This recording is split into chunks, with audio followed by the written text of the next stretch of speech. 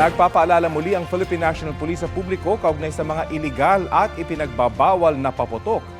Mahigit 30 ang nasa listahan ng PNP kabilang ang Watusi, Piccolo, 5-Star, Judas Belt, Boga at Goodbye Chismosa. Ayon sa mga otoridad, bawal din ang mga imported na paputok at yung mga may fuse na mas mabilis na nauubos. May limit din ang timbang at size ng mga paputok. Posibleng makulong ng hanggang 1 taon ang sinumang lalabag.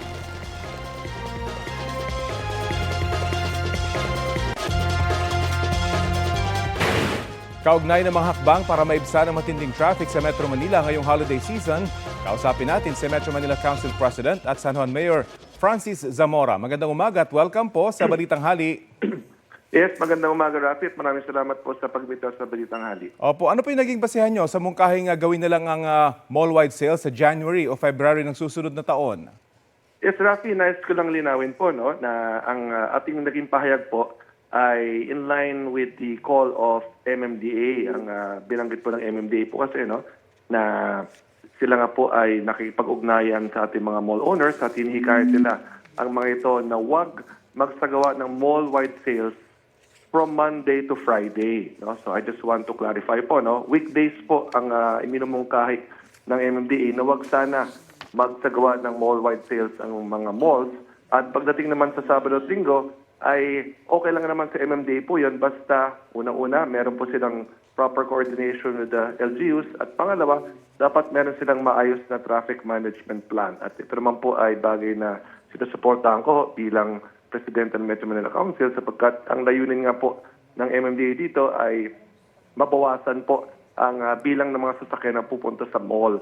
Ngayon nga po, normal na araw lamang ay marami nang pumupunta sapagkat panahon na ho ng Kapaskuhan. Ang ating mga pamilya, mga magkakaibigan ay nagdiriwang ng Pasko sa mga malls, kumakain, bumibili ng mga regalo. So kung sasabayan pa ito ng mall-wide sales during the weekdays ay mas dadami pong sasakyan. Tandaan po natin, from Monday to Friday, ay ito yung usual work days po natin.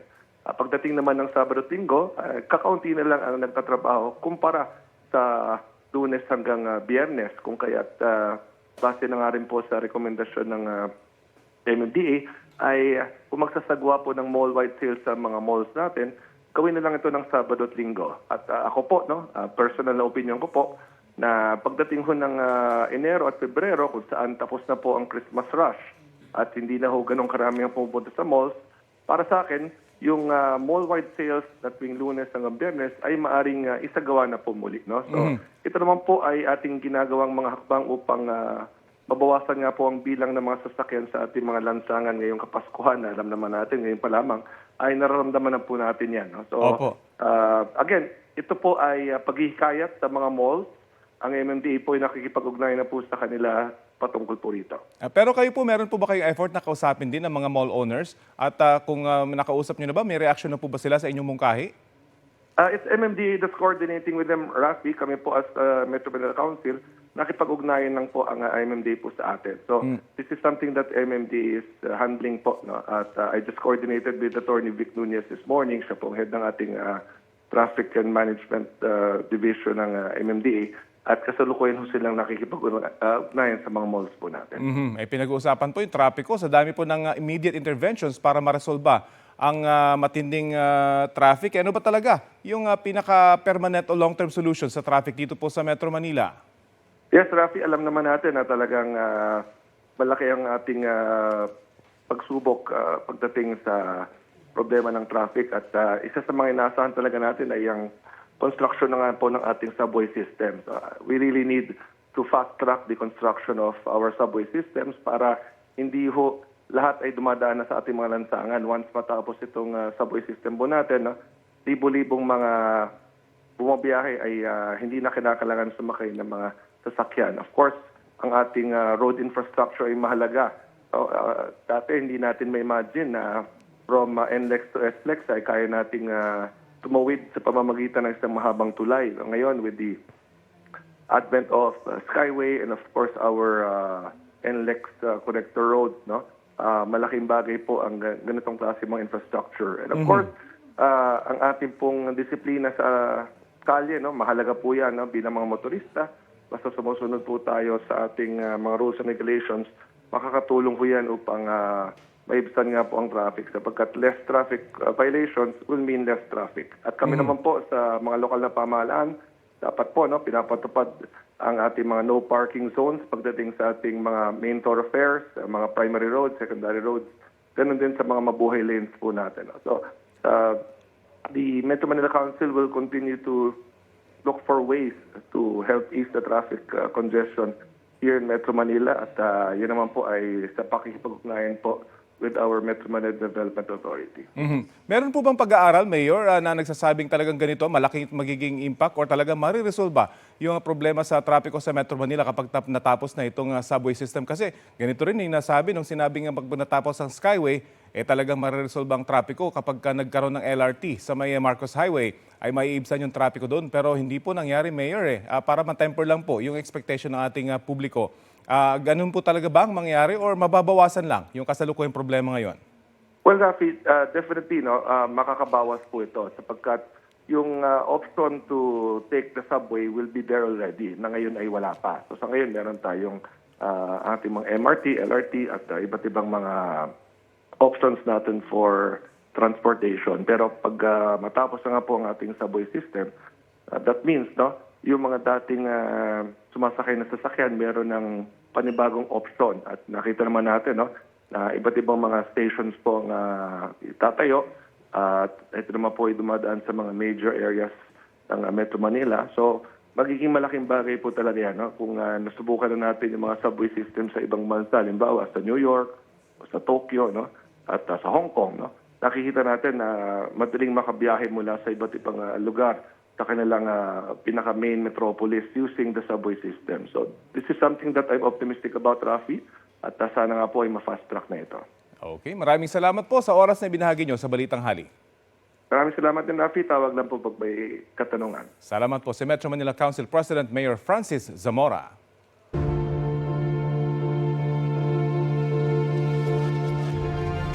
Inanunsyo ng DPWH ang mga kapalit na mga sinibak na opisyal ng DPWH Bulacan 1st District Engineering Office. May bilin sa kanila si Secretary Vince Dizon.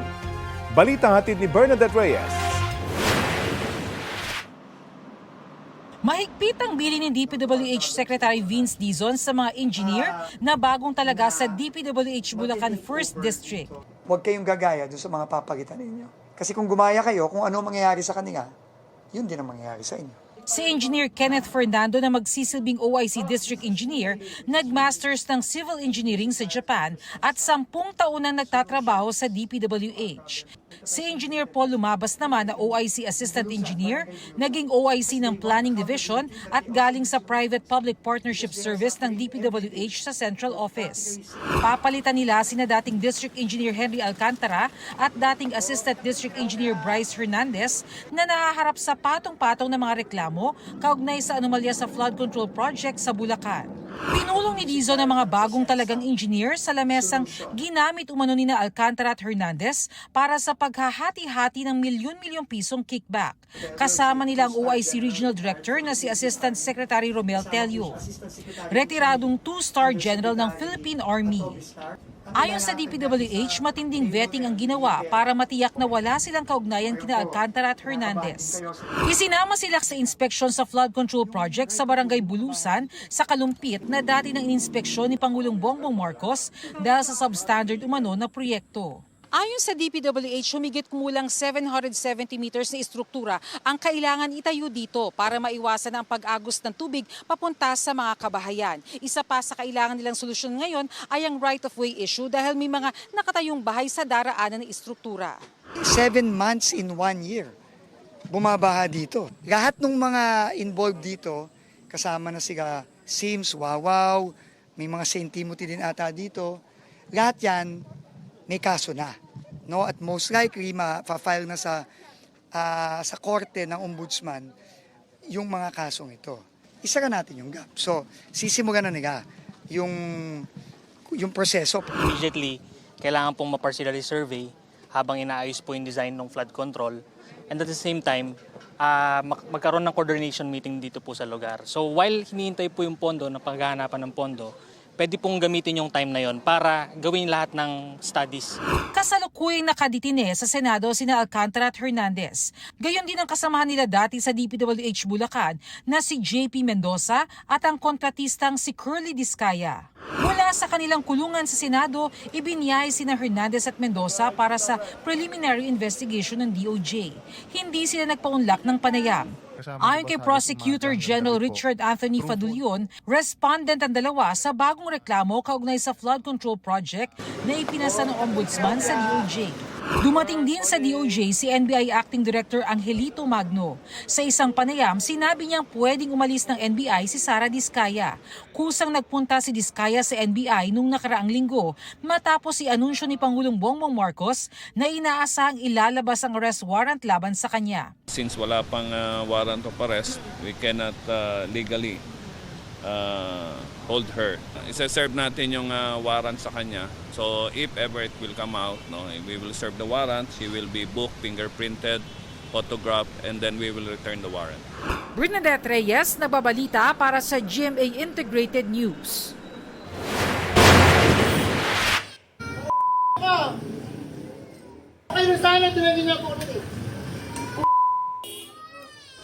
Pinagmumura at sinapok sa ulo ng lalaking yan ang kargador na si Crispin Villamor sa Antipolo, Rizal. Kwento ni Villamor, nakasalubong nila ng kanyang anak ang puting pick-up sa Barangay San Roque. Dire-diretso raw ang takbo nito hanggang sa tamaan ng sasakyan ng kanyang kariton. Muntik pang mabangga ang kanyang anak. Doon na raw bumaba ang lalaking driver at saka siya pinagmumura at pinagbantaang babarilin. Ayon sa LTO, 70 araw na suspendido ang lisensya ng driver habang gumugulong ang investigasyon. Pinagpapaliwanag din siya kung bakit hindi dapat bawiin ang kanyang lisensya. Ayon sa Antipolo City Police, humingi ng paumanhin ng driver sa mag-ama nang magkaharap sila sa istasyon ng pulis. Nagpa siya sa Villamor na hindi na magsampa ng reklamo laban sa driver. Mahigit 70 pamilyang nasunugan sa Tondo, Maynila kanina. Nagdoble kayod ang mga bumbero para hindi madamay ang katabing eskwelahan doon. Balita hatid ni Bam Alegre. Mula sa malayo, ganito kakapal ang usok sa sunog na nangyari sa Barangay 123 Tondo, Maynila bago mag-alas 3 ng madaling araw.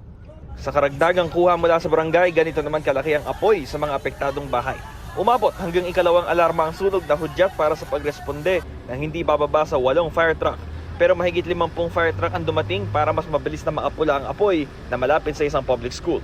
Bago mag-alas 4 ng umaga, nakontrol na ang apoy at tuluyang nag-fire out ng 4:23 a.m. Walang nasugatan na nasawi sa insidente. Nakatulong na marami ang gising dahil magsisimula ang simbang gabi. Sa katunayan, ng isa sa mga residente naliligo na noong mangyari ang sunog para sa misa. Ayun na po, nagulat po ako, naliligo po ako. Paglabas ko ng bahay, tumakbo na po ako sa labas, nasusunog na po yung likod ng bahay namin. Sobrang bilis po kumalat ng apoy. Humigit kumulang 70 pamilya na sunugan ayon kay Kagawad Amor Escala ng Barangay 123. Patuloy pa rin ang assessment ng barangay sa bilang ng mga naapektuhan. Ang estimated po namin is nasa mga 70 families po or pataas po. Siguro mga food lang siguro muna ang maibibigay namin. Magluluto po kami para po sa kanila. Naging hamon para sa mga bombero ang kitid ng mga eskinita sa lugar. Kailangang habaan at damihan ng mga nakalatag na hose para makapasok sa pinangyarihan ng sunog. Challenges natin is yung eskinita lang siya.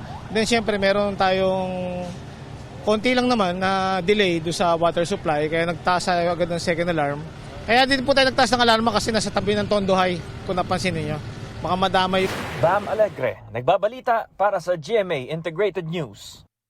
Sa Maasim, Sarangani, nasawi ang driver ng isang dump truck na nahulog sa bangin. Ayon sa pulisya, nawalan ng preno ang sasakyan sa bahagi ng matarik na kalsada sa Barangay Tinoto. Nawasak ang dump truck. Dumating ang rescuers at sinaklolohan ang driver. Idineklara siyang dead on arrival sa ospital dahil sa matinding tama sa ulo. Sinusubukan pang kunan ng pahayag ang mga kamag-anak ng driver.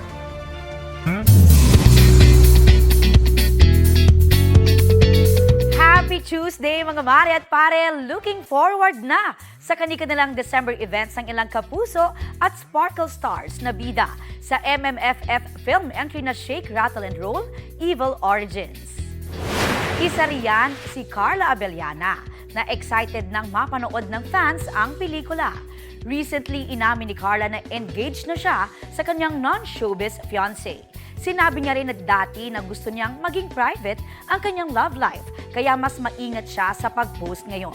Makakasama ni Carla sa film si ex-PBB housemate Ashley Ortega na thankful naman sa blessings na natatanggap niya ngayong taon. Abala na rin siya sa taping ng pagbibidahang Kapuso series na Apoy sa Dugo. Si Isabel Ortega naman looking forward na rin sa Christmas with family. Kasama rin sa movie ang iba pang Sparkle at Kapuso stars na sina Manilyn Reynes, Dustin Yu, Althea Ablan at Matt Lozano.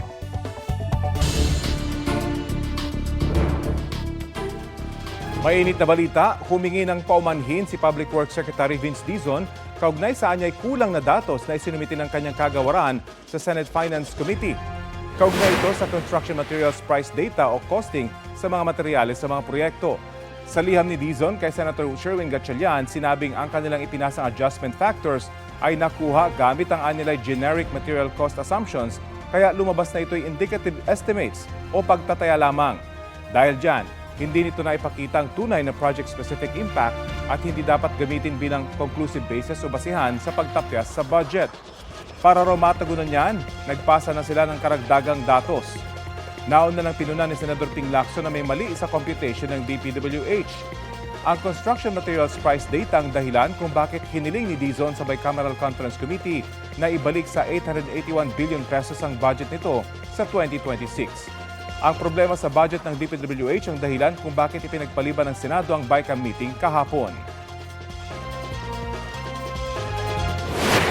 At kaugnay pa rin sa postponement ng Bicameral Conference Committee para sa 2026 National Budget at iba pang mga issue, kausapin natin sa Senate President Pro Tempore Senator Ping Lacson.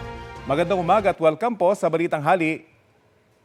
Magandang umaga at magandang umaga rin sa ating lahat. Opo, komento niyo po sa paghingi ng paumanhin ni Secretary Vince Dizon sa Senado kaugnay sa budget ng kanyang tanggapan.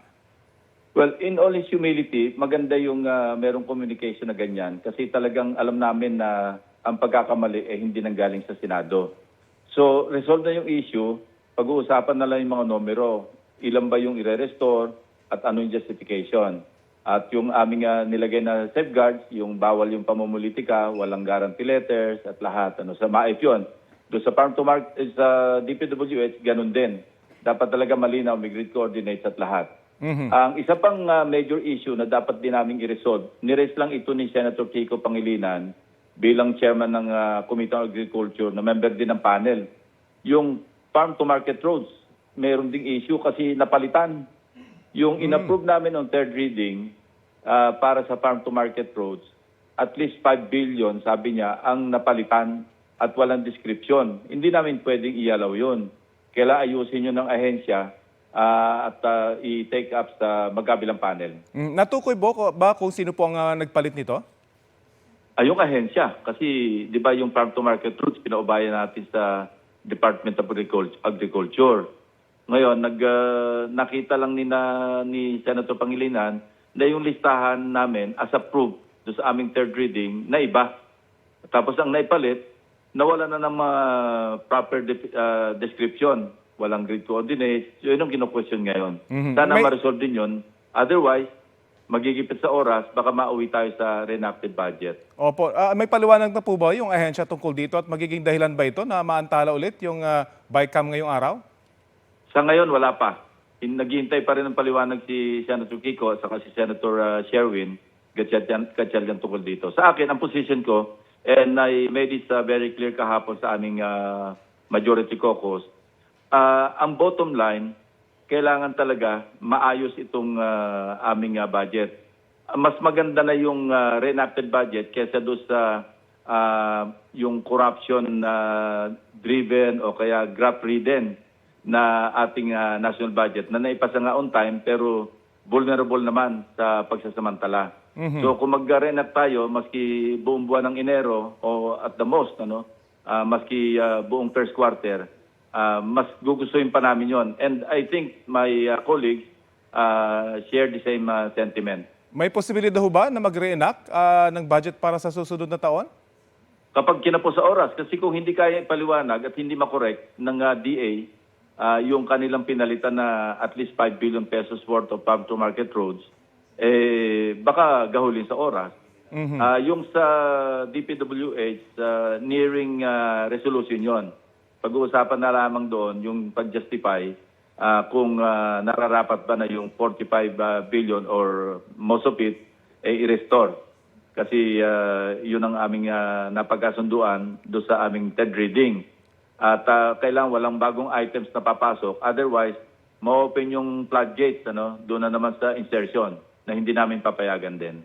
Bukod po sa farm-to-market roads, meron pa kayang iba pang items na posibleng makaantala ulit kapag ka na-discover, Senator? Yung maitip, yun, kailangan ayusin din. Nagbabalangkas kami ng special provision. Ako nga, meron akong amendment doon sa kinraft na special provision ni Senator Gatchalian. Dadagdagan ko yung safeguards, na kailangan na talagang unang-una, nagkasundo-sundo na kami, walang guarantee letter na papasok. Ipaubayan natin, kailangan masubsum ito doon sa Universal Healthcare Program in compliance doon sa Universal Healthcare Act. Yung PhilHealth, ipaubayan rin sa kanila at kailangan, maski yung mga, ang aming usapan kasi kahapon, bigyan ng priority yung mga nakalista na sa 4Ps, yung naka-enroll. Kasi yun, vetted na yun kung sino-sino pa yung ating pinagbibigyan para malibre sa ospital. Samantalang yung 4Ps, guaranteed na talaga mga indigent yun, nangangailangan ng tulong para mag-zero billing. Pakiusap po ng mga kongresista kahapon kung may mga ganito pa pong discussion daw, dapat talakayan na lang ito sa BICAM at huwag nang ipagpaliban. Ano pong reaction roon, Senator? Ganon na nga mangyayari. Magre-resume sila, I think, today. At kung hanggang kailan nila matapos. At ang kailangan maiwasan din yung nagsususpend tapos nag-huddle. So hindi na yung transparent. Ang maganda talaga, maski mag-suspend, at least yung pinag-usapan nila behind the camera or cameras, i-divulge din nila. Ito yung napag-usapan namin during suspension, pero ginagawa namin on record at naka-livestream yung aming pinag-usapan kanina para mas maliwanag. Kasi ito rin isang puna ng mga kababayan natin Oo nga, livestream, pero pag nag-suspend, hindi naman naririnig na yung pinag-uusapan. Ano ba yung pinag-uusapan nila? Yun na nga po, kapag nakasuspend, so ang recommendation po ay huwag nang mag-suspend as much as possible at pag-usapan in open lahat ng kailangang i-discuss sa BICAM. Pwede mag-suspend, hindi may iwasan yun Kasi pagka masyadong contentious, alam mo, may tendency pagka nasa harap ng camera, medyo humahaba yung diskusyon. Samantalang pwedeng i-resolve yan behind the camera, so to speak, or hindi sa harap ng camera para maiwasan yung, hindi rin natin maiwasan, mayroong mga grandstanding din Pero kapag nag-suspend at yung napag-usapan during suspension sa huddle, i-divulge nila pag nag-resume na yung session ng bicameral conference. Okay. Overall po, satisfied na po ba kayo sa mga safeguards para sa 2026 budget? Ako, at the end of the day, natutuwa ako dahil I'm no longer in my lonesome and lonely crusade under the 20th Congress at saka under the leadership of Senate President Soto. Kasi yung mga nakaraang kongreso, ang feeling ko talaga nag-iisa ako doon sa pagre-reforma ng national budget. Pero ngayon, naiba yung landscape at nagpapasalamat ako. Ang laki ng utang na loob ko rin kay Senator Sherwin at saka yung mga kasama namin sa 20th Congress, at least sa Senado, talagang pinaglalaban nila na ma-reforma natin itong national budget. It's about time kasi ito na yung opportune time Wala na ibang panahon na kung saan namulat yung mga kababayan natin, naglabas ng galit at lahat. Wag na natin palampasin yon. Opportunity na ito, wag na nating i-miss o i-lose yung opportunity na ito. Yung posibilidad po ng reenacted budget, ang sabi kasi ni Senator Sherwin Gatchalian kahapon, target pa rin nilang matapos yung BICAM meeting by Wednesday. At kung hindi naman, ay kahit daw weekend ulit, magtatrabaho ulit sila para by December 22 ay maratify na ng dalawang kapulungan itong budget. Yun din ang kanyang sentimento. Maliwanag yun kahapon. Kaya lang, nalulungkot siya dahil may mga bagong issues na lumabas. For resolution na yung sa DPWH, mariresolve na rin namin yung sa MAIPIP. Tapos yung sa farm-to-market roads na lang naiiwanan na hindi pa nakaklarify. Okay. Ngayon, kung maklarify nila yon at makorek nila, na lahat may grid coordinates at saka identified ng ahensya. Kasi kung hindi alam na ahensya, tinatanong ni na Senator Kiko yung ahensya, mukhang hindi nila alam. So saan nanggaling yung mga bagong items? kalokohan na naman yan. Okay. Parang umiiwas sa flood control, meron na namang ibang na-circumvent na naman, iba namang items o ibang proyekto naman yung pwedeng pagkakitaan. Okay, well, abangan po natin yung tugon dito ng ahensya. Maraming salamat po sa oras na binahagi niyo po sa Balitang Hali. Maraming salamat. Si Senator Ping Lacson.